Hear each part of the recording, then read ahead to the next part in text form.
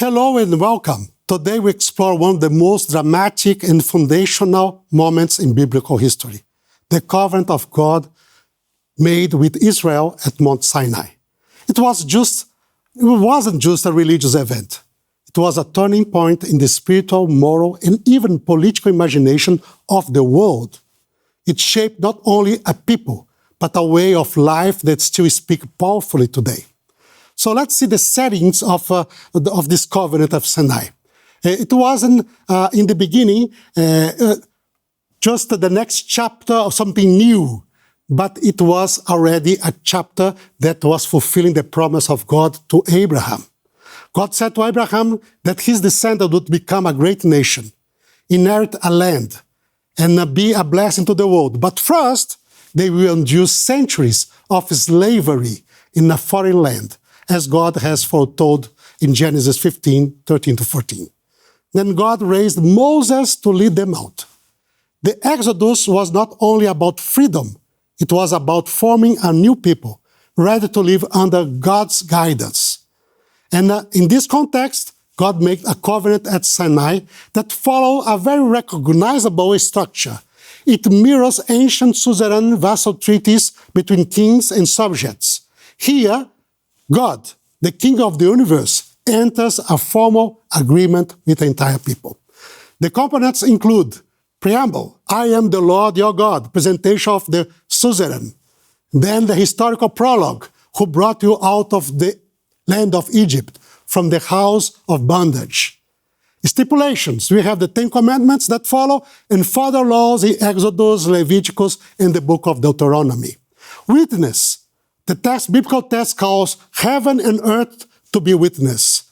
Moses' song was written in order to be a witness also in Deuteronomy 31 and chapter 32 also. And the book of the covenant was placed by the side of the ark to be a witness of God's covenant. Then you have the blessings and the curses for obedience or disobedience in Leviticus 26 and Deuteronomy 28. You have the order to preserve these tablets, place them in the Ark of the Covenant, the book covenant in the side. This book need to be read publicly in the time on time among the people of Israel. So it was not just about law. It was about relationship. God was saying, you will be my people and I will be your God. So at Sinai, Israel became more than just a group of former slaves. They became a nation. The Torah called this moment, in the Hebrew expression, Yom HaQahal, which means the day of the assembly. The ancient Greek translation of the Hebrew Bible, the Septuagint, used the word ecclesia to refer to this assembly of God's people. This is the same Greek word used in the New Testament to describe the community of believers, commonly translated as church. Okay? So, when we advance here, we see God's place his promise that Abraham's descendant will become a great people. And now, at the foot of Sinai, this promise was fulfilled. But numbers weren't the goal of God. His purpose was moral, was spiritual. You shall be to me a kingdom of priests and a holy nation. Exodus 19, verse 6. That was radical. God wasn't forming just a religion, but a just, compassionate, and holy society. And when you look at this covenant, one could ask, but why? What's the reason for the Exodus? Why did God lead Israel through his long journey of slavery, liberation, and wilderness? We have some reasons that we can take from the biblical text. First of all, it was a provision of grace to Egypt, to Canaan, through Israel. It also a call to the nation to recognize God's power and justice. It was a fulfillment of his promise to Abraham, and it was an overturn of social values. Slaves were considered nobody, nothing, would become the children of the divine God, his special child, showing that God cares for every human being. And most of all, it was in order to create a model of redemption. when you look at the history of Exodus, we see a pattern on how God saves human beings. First, human beings, they are in slavery, like in Egypt, which symbolizes spiritual bondage. But how to become free of slavery?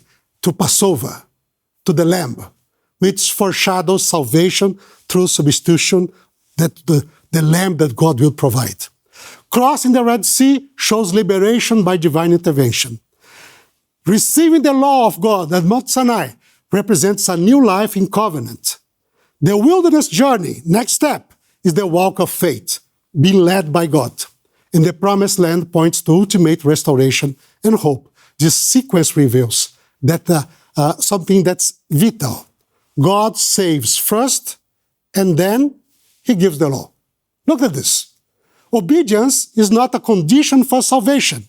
It is a response to being rescued and loved by God. This pattern is repeated in the New Testament. Salvation is by grace, followed by a call to walk with God and walk with him until reach our final destination, heaven. So, when you look to this covenant, we see that the law of God, which many people despise, is a gift to the world. At Sinai, God gave the Torah, often translated as law, but better understood as instruction, according to the meaning of the word in Hebrew. So, the Ten Commandments offer a moral foundation.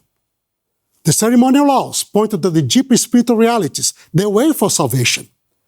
Civil laws promote justice, equity, social harmony. It wasn't about domination. It was about dignity. God shows no partiality. All people, slave or free, rich or poor, are equal in his eyes, and he is willing to save them the same way they saved the children of Israel.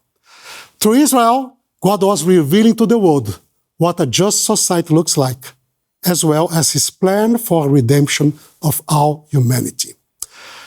So, Israel was not chosen just for privilege, but Israel was chosen for mission.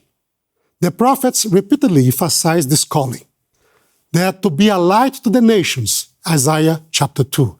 A model of justice, Deuteronomy chapter 4. A place where even foreigners could seek the Lord, 1 Kings chapter 8, verses 41-43. Though judgment would come upon nations that resist God's justice, Israel's deeper role was to bless all people and share the knowledge of the Creator. We come to this section of blessings and curses. It's very interesting in this covenant. The covenant came with consequences. Obedience would bring blessing, peace, prosperity, protection. Disobedience would lead to a curse, exile, hardship, devastation. But even in discipline, God's loves remain. He promised that after exile, the people would return to him. He would restore them. This is in Leviticus 26, Deuteronomy 30. This promise of restoration became the foundation for the new covenant foretold by the prophets. So, the covenant at Sinai speaks about God across time. Okay? It shows that God is not distant. He speaks, he instructs, he forms community. It tells us that real freedom is not just being set loose, but being set right, to live justly, to walk humbly, to love God and others. And it points to a larger promise, a world in which justice and peace are not just ideals, but reality. Thank you for joining us today. May you live not just as hearers of this story, but as people of covenant, walking with God, committing to his way, and shining his light in our world around us.